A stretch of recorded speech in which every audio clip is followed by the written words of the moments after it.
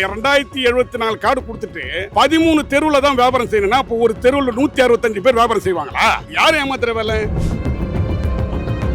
ஒரு 100 அடி மீட்டர் கடை போடணும்னா அப்போ ஒரு ஹாஸ்பிட்டல் ஒரு நோயாளி திடீர்னு ஒரு பொருள் வாங்க வரனா 200 கிலோமீட்டர் போய் ஓடி போய் வாங்குவானா? பூங்கா அழகா இருக்குன்னா பூங்கா வந்து சுத்தி விட மக்களோட வாழ்க்கை நாசமா போகணுமா? நீ யாரு நீ சட்டம் போடுறது? ஒரு லேடிஸ் ஒரு தனியா கூட பழைக்க முடியாத ஒரு சுதந்திரம் இல்ல ஒரு நாட்டுல இப்ப இந்த முதலமைச்சர் விஜய் சார் இதெல்லாம் பார்த்துட்டு தான் இருக்காரு. அவருக்கு இது தெரியுதா தெரியலன்னு தெரியல.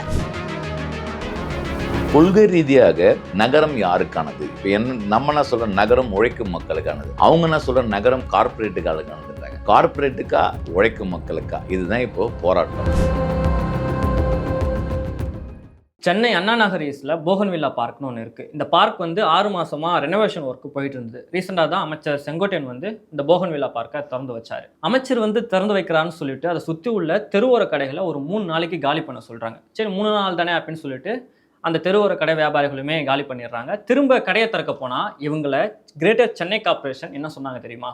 இந்த கடைகளை வந்து மரியாதைக்குரிய இந்த மண்டலத்தினுடைய எக்ஸிக்யூட்டிவ் இன்ஜினியர் இருக்கக்கூடிய மேடம் சித்ரா அவர்கள் வந்து என்ன பண்ணுறாங்கன்னா வெட்டிங் கம்பெனி மெம்பர்ன்ற முறையில் என்கிட்ட ஃபோனில் அவங்க பேசுகிறாங்க. என்ன சொன்னாங்கன்னா, சார் இது மாதிரி ஒரு 3 நாளைக்கு வந்து இங்கே இருக்கக்கூடிய கடைகளை அப்புறப்படுத்தி கொடுங்க, அமைச்சர் வந்து திறப்புழா பண்ணிட்டு போனதுக்கப்புறம் நீங்கள் அந்த கடையை போட்டுக்கலாம் அப்படின்னு சொல்லிட்டு சொல்கிறாங்க. அந்த அடிப்படையில் நம்ம என்ன பண்ணுறோம்னா வியாபாரிகிட்ட பேசி அந்த கடைகளை அப்புறப்படுத்துகிறோம்.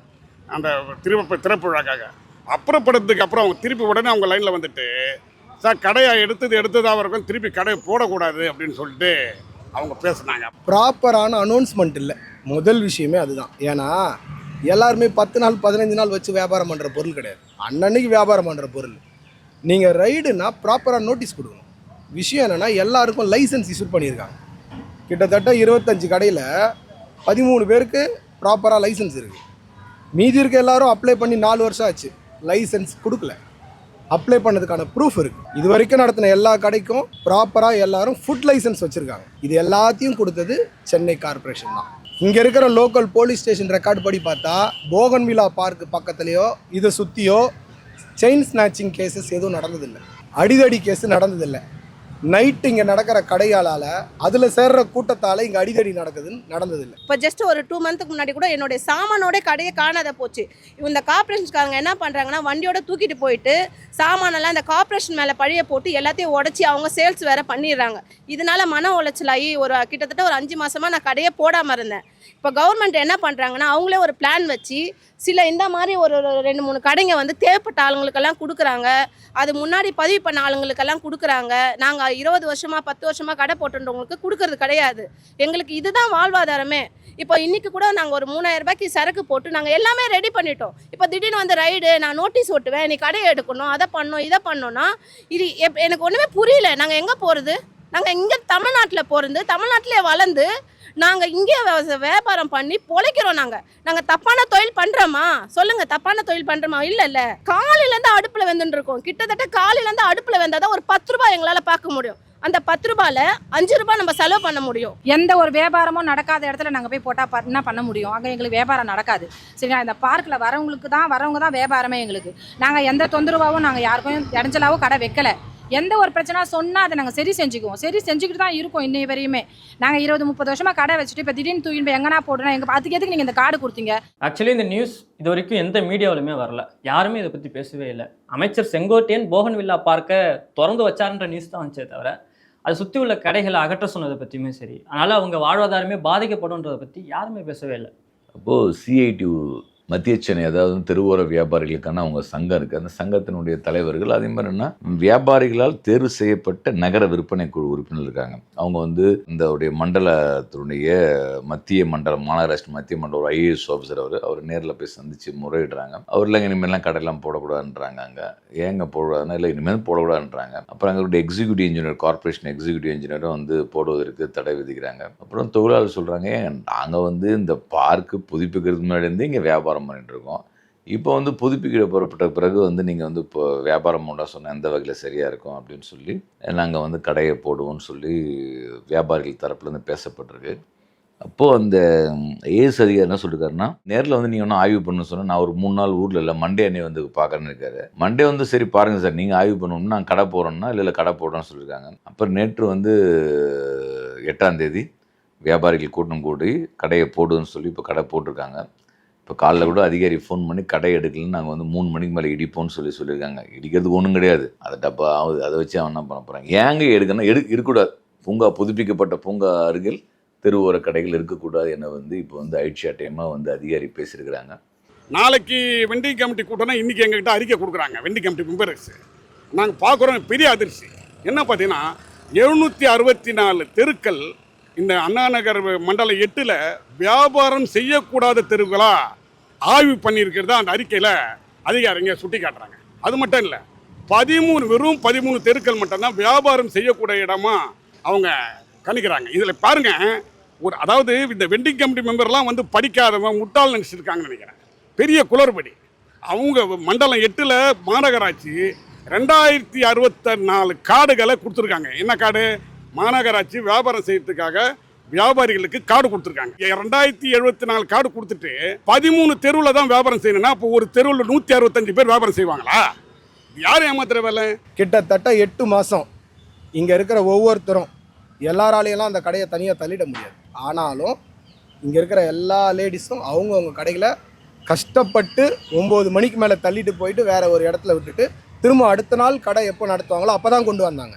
இதெல்லாம் கார்ப்பரேஷன் அதிகாரிகள் சொல்லி எங்கள் ஆட்கள் ஃபாலோ பண்ண விஷயம். எப்போ பார்த்தாலும் சார், எப்போ பார்த்தாலும் இதே பிரச்சனை தான். அங்கே போகக்கூடாது, இங்கே போடக்கூடாது, அங்கே போடக்கூடாது. என்ன உங்களுக்கு பிரச்சனை? நாங்களாம் கலெக்டர் வேலைக்கா படிச்சிருக்கோம்? படிக்க தெரியாதவங்க நாங்கள்லாம், அடிப்படை ஒரு படிப்பே இல்லாதவங்க. ஸோ நாங்கள் தள்ளு வண்டி வச்சு தான் பொழைக்கிறோமே. தள்ளு வண்டியில் கூட ஒரு நிம்மதி இல்லாத ஒரு வாழ்வாதாரமாக இருக்குது. இந்த ஆர்டர் என்னன்னா, நாங்கள் போடல, ஒரு ஆர்டர் சுப்ரீம் கோர்ட் ஆர்டர் ஒரு வழி காமிச்சிருக்குது. 2014 சட்டத்தின் அடிப்படையில் இந்த வியாபாரிகளுக்கு வாழ்வாதாரத்தை அவங்கள கடையை எங்கேயும் அப்புறப்படுத்தக்கூடாது.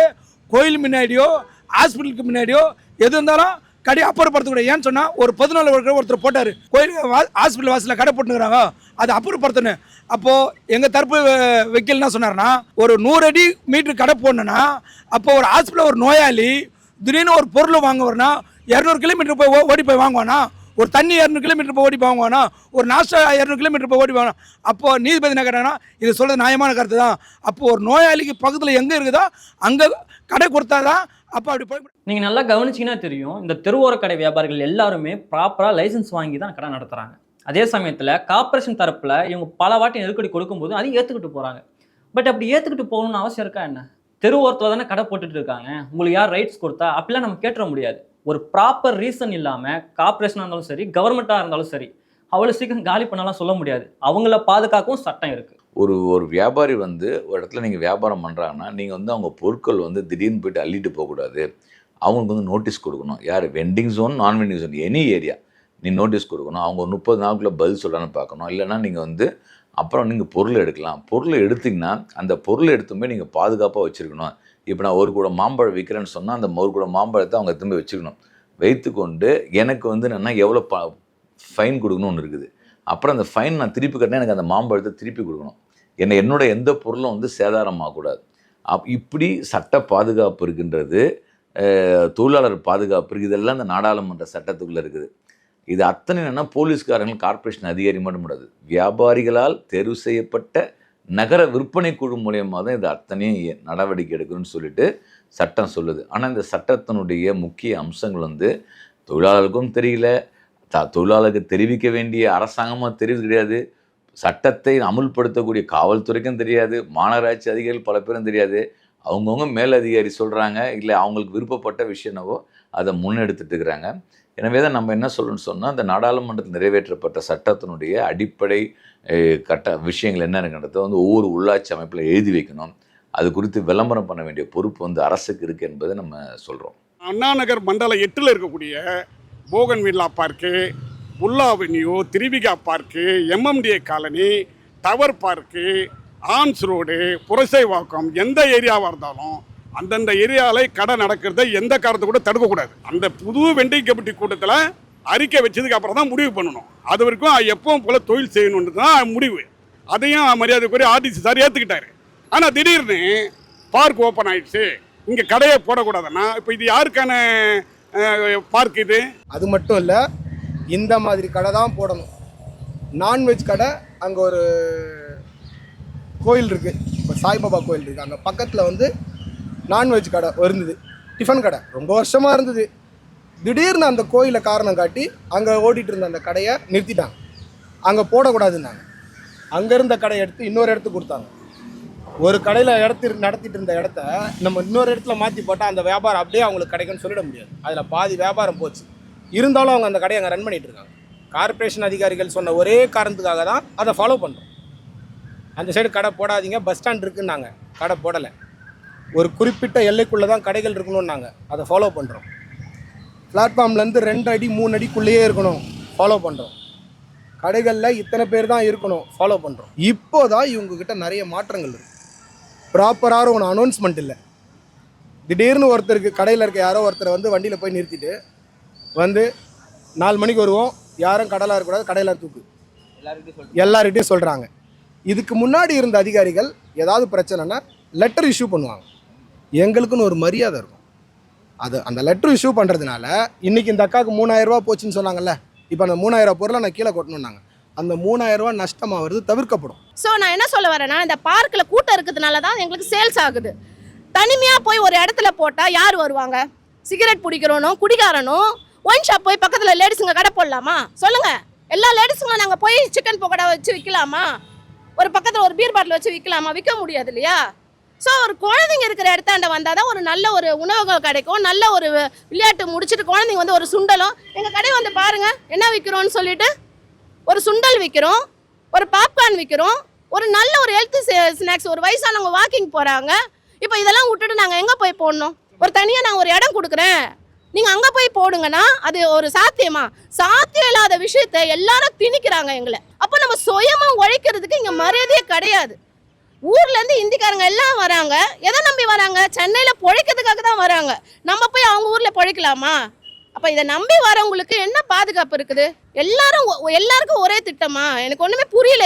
இதுக்கு ஒரு நல்ல ஒரு நடவடிக்கை எடுத்து எங்களுக்கு வந்து ஒரு நிம்மதியான ஒரு வாழ்வாதாரத்தை இந்த அரசாங்கம், இந்த விஜய் சார், எல்லாருமே, முதலமைச்சர் விஜய் சார் அவர் என்ன சொன்னார்? லேடிஸுக்கு மெயின் பாதுகாப்பு உங்களுக்கு நான் உத்தரவாதம் தரேன் சொன்னாரா இல்லையா? அது எது? எல்லாத்துக்கும் பஸ்ஸில் போகிறதுனால உத்தரவாதம் கிடையாது, சரிங்களா?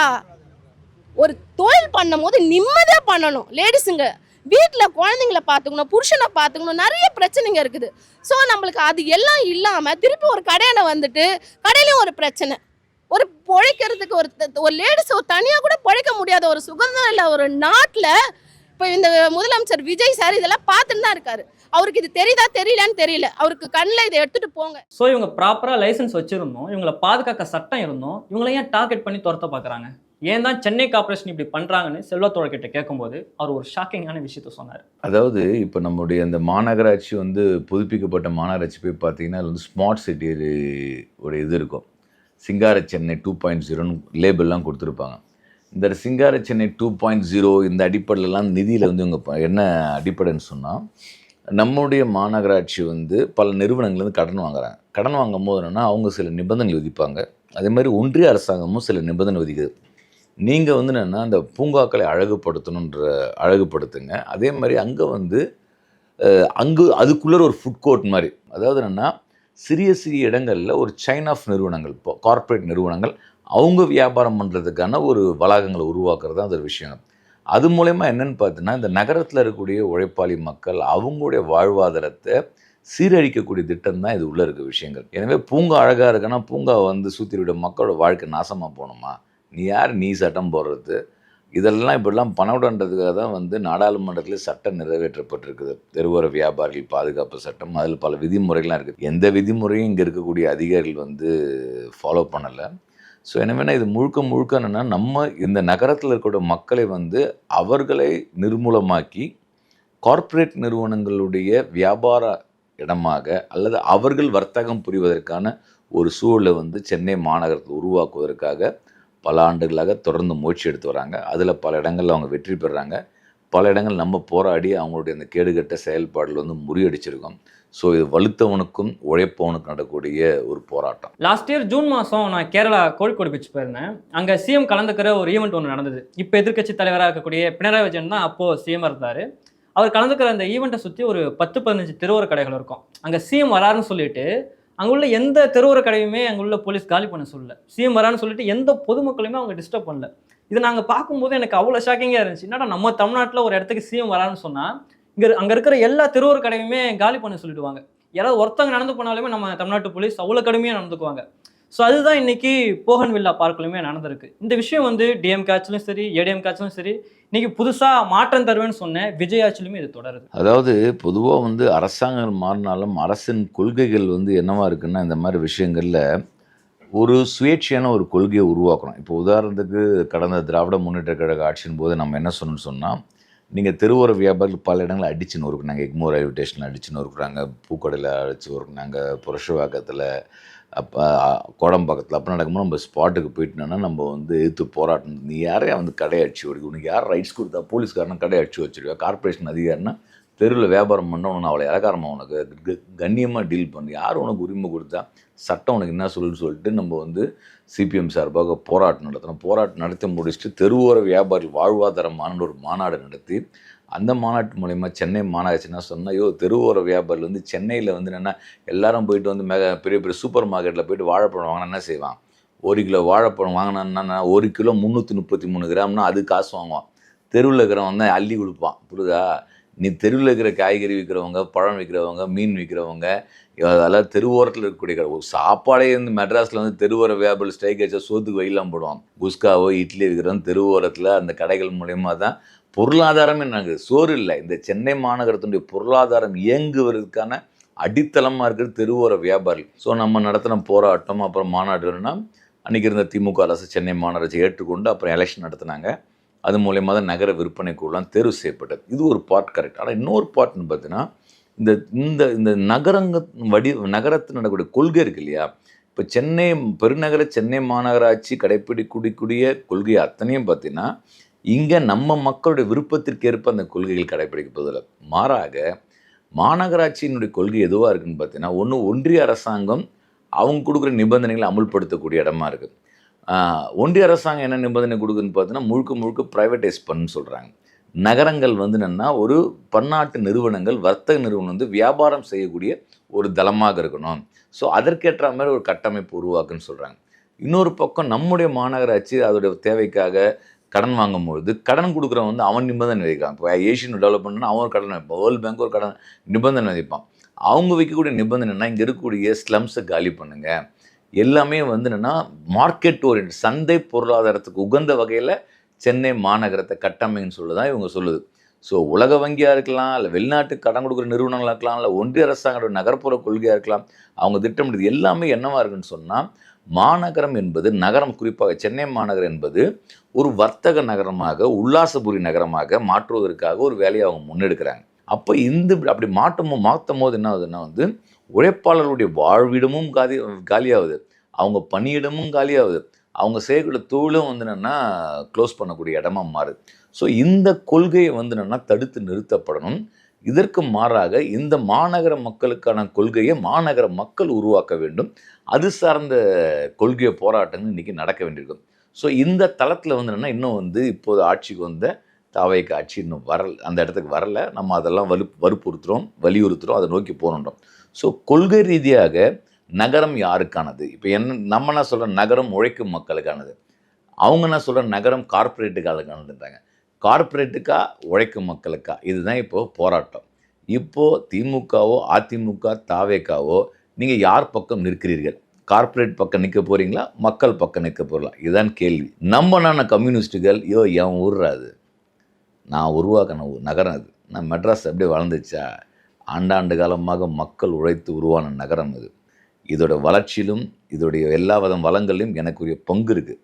எனக்குரிய பங்கை நான் கேட்பேன். அதை கொடுக்க வேண்டியது அரசோட கடமை. எனவே அந்த போராட்டத்தை நம்ம முன்னெடுப்போம். அதே போன்று அரசாங்கோட கொள்கையில் மாற்றம் வரணும். நகர்ப்புற கொள்கை என்பது தாவேக அரசாங்கம் உருவாக்கணும். அவங்களுடைய அர்பன் பாலிசி என்ன என்பதை தமிழ்நாட்டில் இப்போ ஆட்சிக்கு வந்திருக்கக்கூடிய தாவேக அரசாங்கம் வந்து நிரூபிக்க வேண்டும், வெளிப்படுத்த வேண்டும். அப்படி அவங்க ஒரு அர்பன் பாலிசி வெளியிட்டாங்கன்னா அது சார்ந்த உரையாடல் நம்ம முன்னெடுக்கலாம்.